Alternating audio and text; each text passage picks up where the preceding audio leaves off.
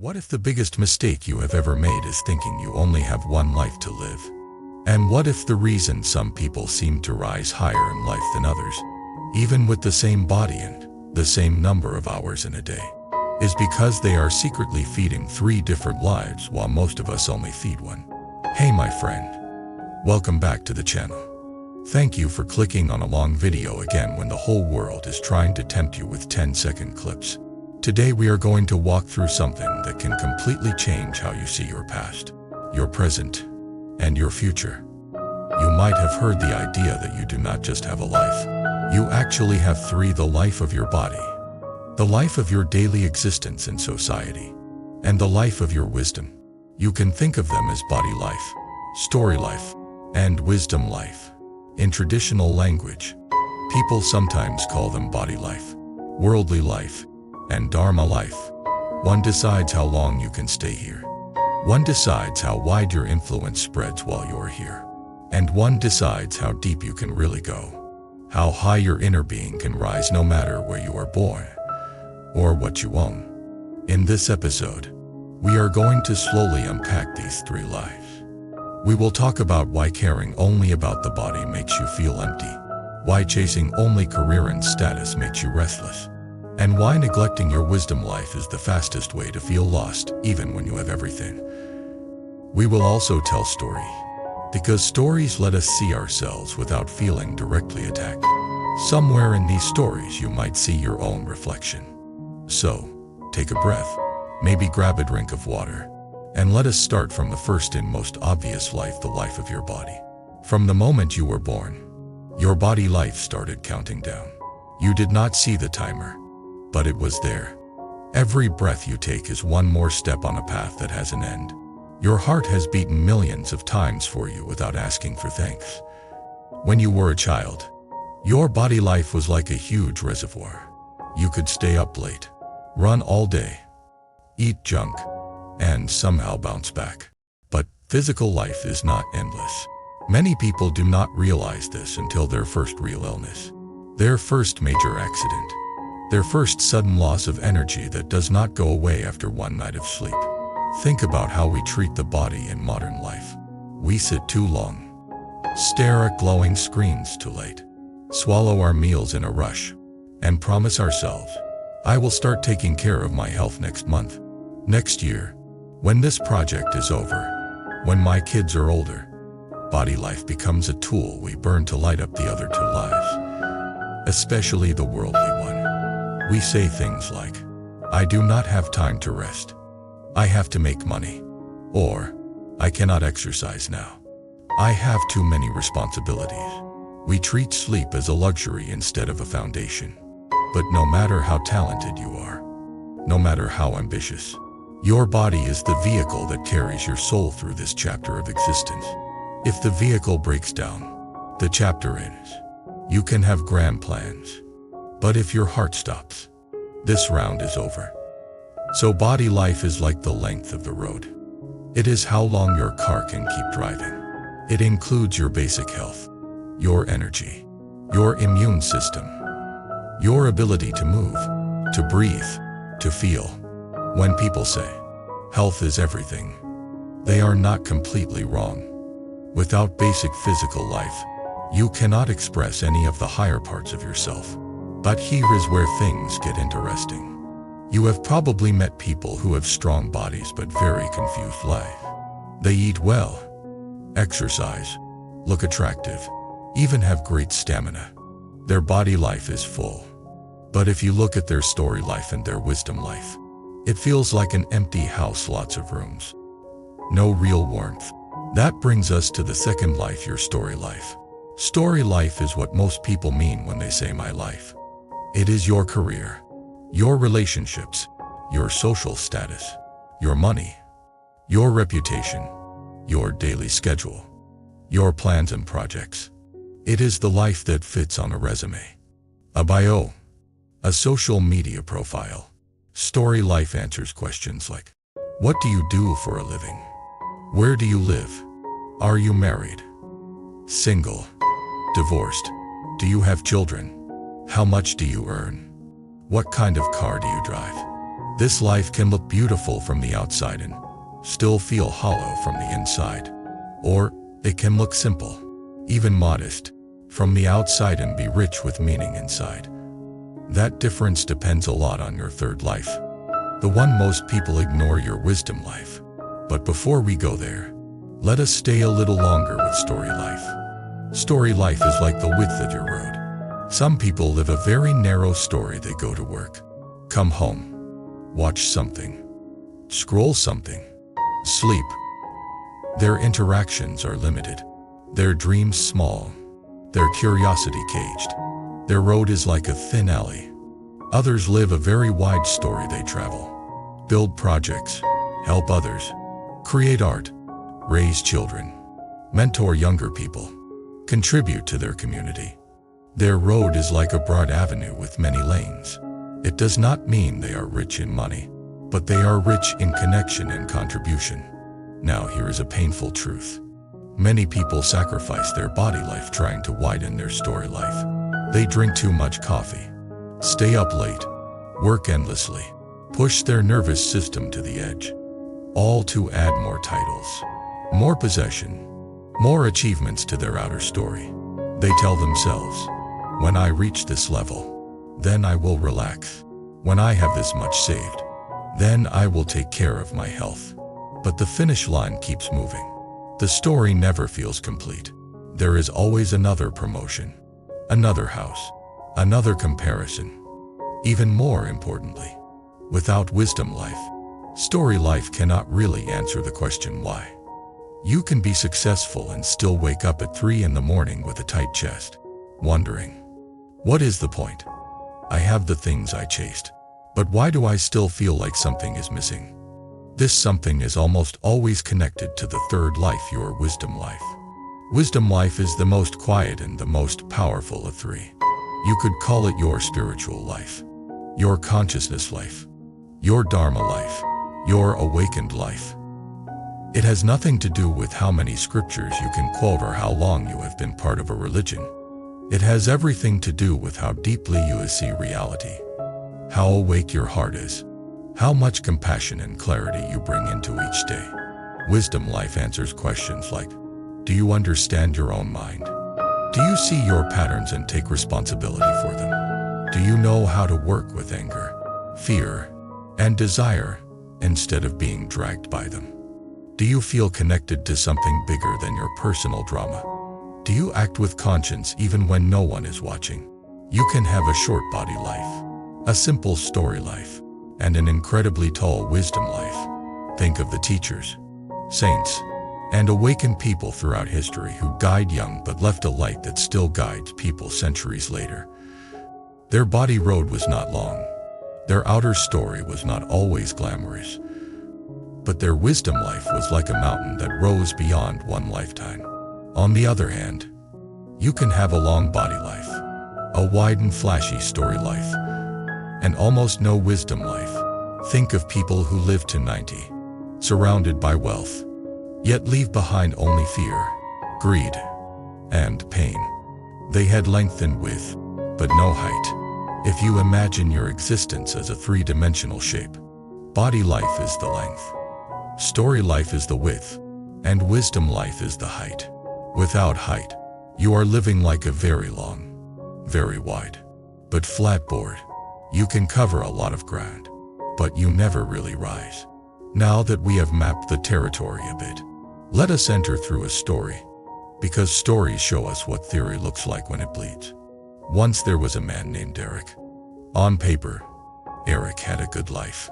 He was in his early 40s, worked in a big company, had a house, a car, a wife, and a young son. His body life seemed fine, no major illnesses, occasional gym sessions, yearly medical checkups. His story life was respectable middle management, stable income, a decent reputation in his field. But inside, he lived with a constant low-level dissatisfaction. Every morning he would wake up with his mind already racing. Emails, meetings, projects, bills, school events. He moved from task to task like a machine.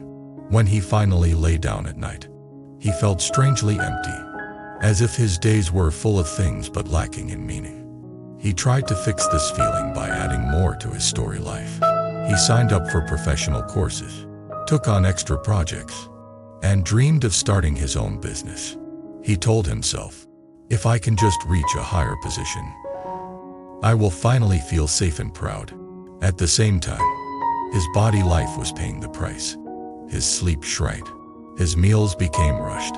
His back started to hurt from endless sitting. He brushed off these signals, saying, "I am still young. I will rest later."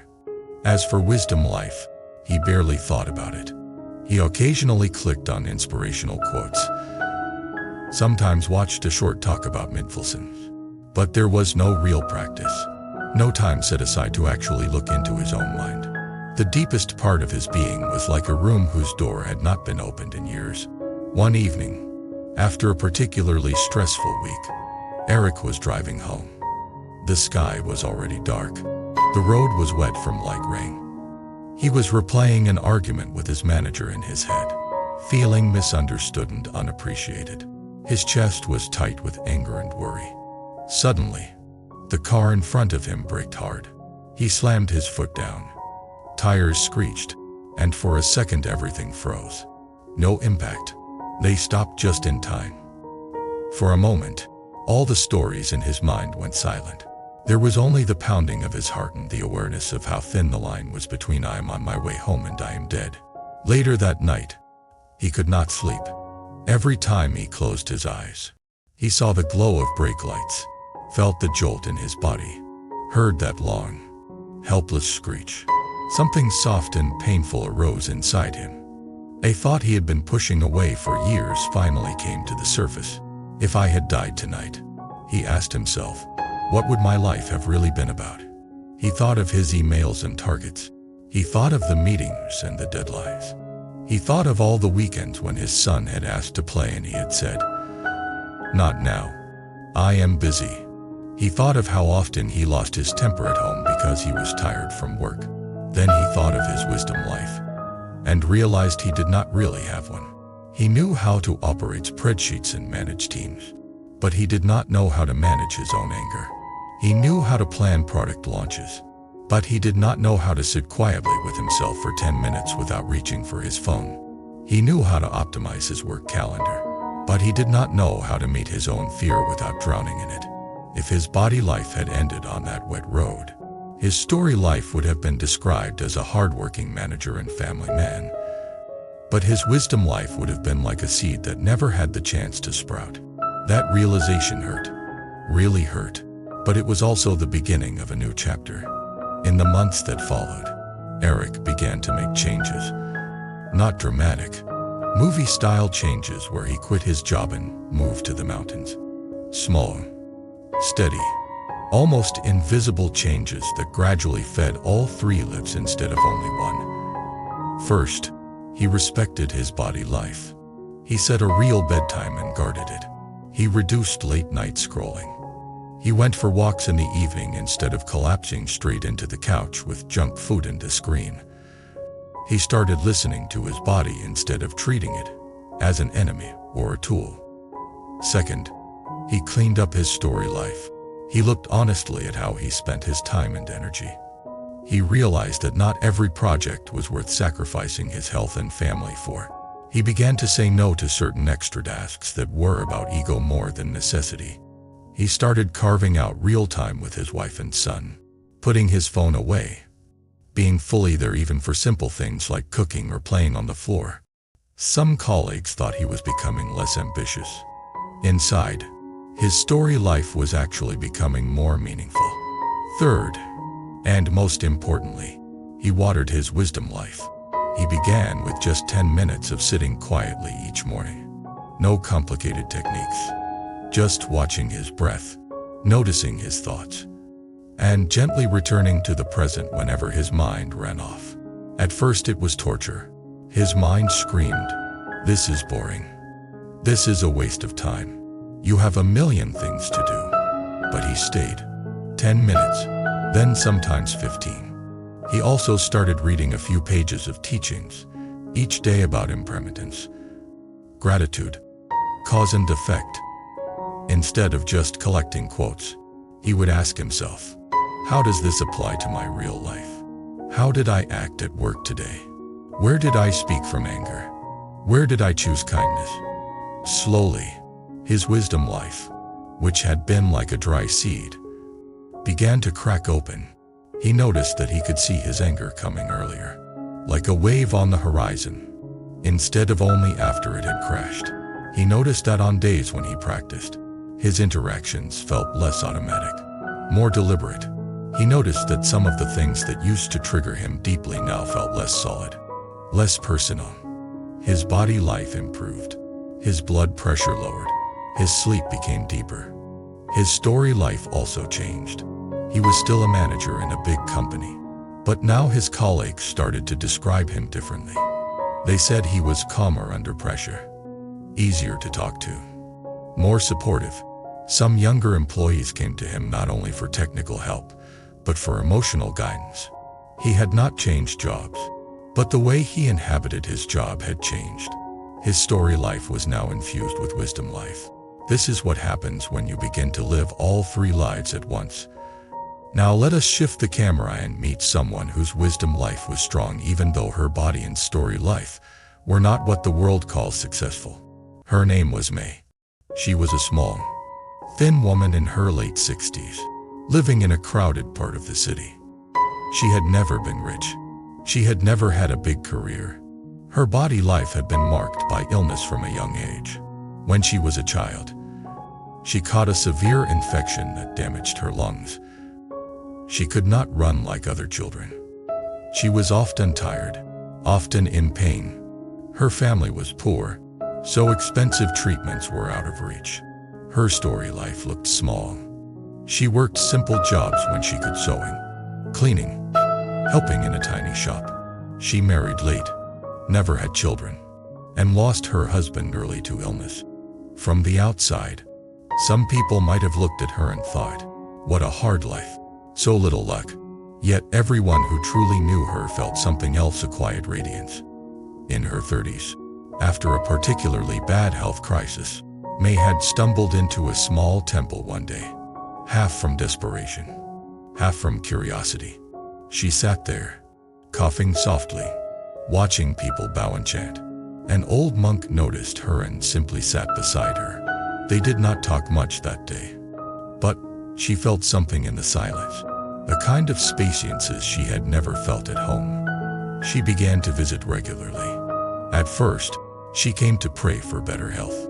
She asked the Buddhas for fewer attacks of coughing, less pain, more strength to work. Over time, the teachings she heard began to shift her focus. She learned about impermanence, how everything that arises passes away, how our bodies are like candles that will burn out, how clinging to youth and strength only brings more suffering. She learned about cause and effect, how our actions, words, and even thoughts plant seeds that sprout later as experiences. She learned about compassion, how everyone is carrying invisible burdens, how being kind does not always change your external situation, but always transforms your inner world. She began to see her illness not only as an enemy but also as a teacher. It forced her to slow down, to look within, to question what really mattered. While others spent decades chasing status, she had long conversations with herself and with the teachings about birth, aging, sickness, and death. Her wisdom life grew tall. Neighbors would come to her small room to talk and somehow leave feeling calmer. When younger women complained about their husband, she listened without taking sides and often said something gentle that helped them see another perspective. When children in the building were frightened, they would run to her, because somehow her frail body felt safer than many stronger adults. She had no long resume, no accumulated wealth, but when she died, the tiny alley was filled with people who felt they had lost a quiet anger. If you measured her life only by body strength and outer achievements, she was a failure. If you measured her wisdom life, she was a quiet mountain. These two stories show you two different imbalances and the possibility. Eric had body and story but no wisdom. May had limited body and limited story but deep wisdom. Imagine combining the best of both, caring for your body enough to stay here as long as you are meant to, shaping a meaningful and ethical story life, and at the same time growing a wisdom life that rises high beyond titles and possession. That is what it means to live all three lives fully. Now, how does all of this connect to your destiny? The quality of your body life influences how much energy you have to do anything at all. The quality of your story life influences how many beings you can touch directly in this world. And the quality of your wisdom life influences both your current experience and your future journeys. Whether you believe in one life or many, a person who abuses their body, lives a messy story, and ignores wisdom will feel like they are sinking, no matter how much they earn. A person who respects their body, cleans up their story, and cultivates wisdom will feel like they are rising, even in difficult condition. Wisdom life is the one that continues to grow, even when the other two are shrinking. As you age, your body life naturally declines. As your career changes or ends, your story life shifts, but your wisdom life can keep deepening. Your understanding of yourself, your compassion for others, your clarity about what matters and what does not, these can become brighter even as your hair turns white. That is why so many spiritual traditions say that the real measure of life is not how long you live, but how awake you become while you are alive. So what can you do? Starting now, to nourish all three lives, you can begin with small, practical steps. For your body life, you can treat rest as sacred instead of optional. You can pay attention to what you eat and how much you move. Not from vanity, but from respect. Think of your body as a temple that houses your consciousness, not as a machine to be exploited. For your story life, you can examine your priorities. Are you spending your days only chasing things that impress others, or also investing in relationships, integrity, service, and creativity? You can start saying no to story elements that drain your soul, and yes to ones that align with your values. For your wisdom life, you can carve out time for practice. This might be sitting in silence, meditating, journaling, studying teachings, or serving others selflessly. The form is less important than the sincerity. You can start to watch your mind as if you are both actor and audience. When anger arises, you can notice it instead of becoming it. When fear arises, you can meet it with curiosity instead of immediate avoidance. When joy arises, you can savor it without clinging. Over time, this kind of living will change your inner landscape. Maybe right now your body feels tired, your story feels stuck, and your wisdom life feels tiny. That is okay. The point is not to judge yourself, but to see clearly and choose differently from this point onward.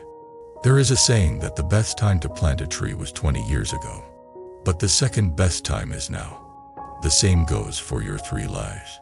You cannot change how you treated your body, your story, or your wisdom in the past, but you can decide today to live more consciously. You can talk to your body and say, "I am sorry for years of ignoring you. Let us work together now." You can talk to your story and say, "I will no longer build you only out of ego and fear. I want you to reflect my heart, not just my ambitions." You can talk to your wisdom and say, "I know I have neglected you. Please grow. Please guide me. I am willing to listen now." As we begin to wrap up this long journey, I want to share a more personal reflection with you, the kind you might have with a friend late at night. If you think about your own path so far, which life have you been feeding the most? Your body life, with appearance and health, your story life, with work and status, or your wisdom life, with understanding and compassion? Maybe you grew up in a family where survival was everything. Body life and story life were the only focus. You were taught, just get a stable job, just get married, just have kids, just survive. Wisdom life was a luxury. Maybe you grew up in a very religious or spiritual environment, where people talked about wisdom but neglected their bodies and their practical responsibilities. You saw people who could chant for hours but could not pay their bills on time or show up for their families. That imbalance also left a mark. The beautiful thing is that you are not stuck in any of those patterns. You can choose to weave a new way. You can be someone who respects the body without idolizing it, who shapes a meaningful story without being enslaved by it, and who grows wisdom not as a decoration, but as the core. If this resonates with you, I would love to hear from you. In the comments, you can share which of the 3 lives you feel you have neglected the most and what small step you might take this week to feed it. Maybe you will finally book that health check. Maybe you will have a real conversation with someone you love instead of only texting. Maybe you will sit in silence for 10 minutes and watch your breath. Your sharing might give courage to someone else who feels the same, quietly, in another part of the world. If you feel that this long exploration has given you some clarity, comfort, or direction, please consider supporting the channel. You can subscribe so you do not miss future deep dive videos. You can click like to tell the mysterious algorithm that content about wisdom and practice is worth showing to more people. You can leave a thoughtful comment so that this becomes a circle of hearts learning together, not just one voice talking into the dark. And if you feel especially connected and want to support this space in a deeper way, you are welcome to join as a member. Your support helps keep these long-form, story-based, soul-level conversations alive in a world that is always rushing. Thank you for staying until the very end. Whether you are listening on a commute, lying in bed, or washing dishes with this playing in the background, I want you to remember one thing as you go back to your day. You do not just have one life. You have at least 3. Take care of your body, because it is the boat that carries you. Shape your story with conscience, because it is the path you leave behind you. Grow your wisdom, because it is the part of you that can keep rising long after the rest has faded. May your 3 lives begin to align from today, and may the height of your wisdom gently lift the length and width of your existence into something truly beautiful. Every person carries a certain energy. Your focus, your dreams, your purpose. Bracelet is a physical reminder of that energy. Symbol you wear daily, that pushes you to stay grounded, balanced, and aligned. If one of the bracelets caught your eye, you can order it through the link in the description and check more powerful styles on our homepage store. Choose the one that strengthens your journey.